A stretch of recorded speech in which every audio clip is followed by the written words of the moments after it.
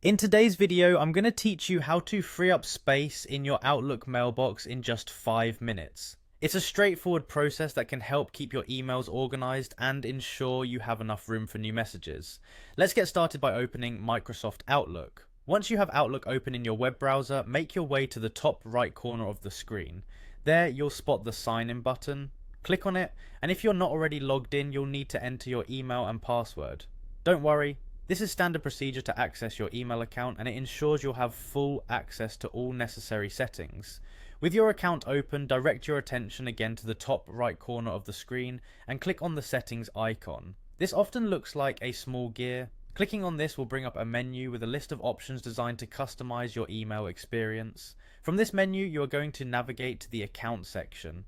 Once there, look for an option labeled storage and give that a click. This will bring up details about your current storage usage, helping you to assess how much space is being used by different types of emails and how much is still available. Understanding this can be quite handy if you're consistently receiving a warning about nearing your storage limit. Next, within the email storage section, look for a drop-down menu. Clicking this will reveal options to manage various elements of your email storage. Your task now is to concentrate on cleaning out certain folders where unnecessary emails often accumulate.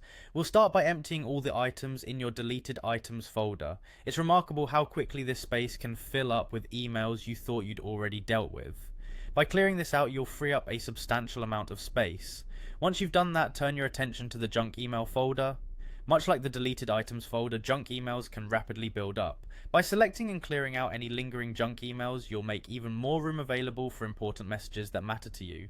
Finally, check the archive folder. This folder stores emails that you've saved for future reference but might no longer be necessary for you to keep.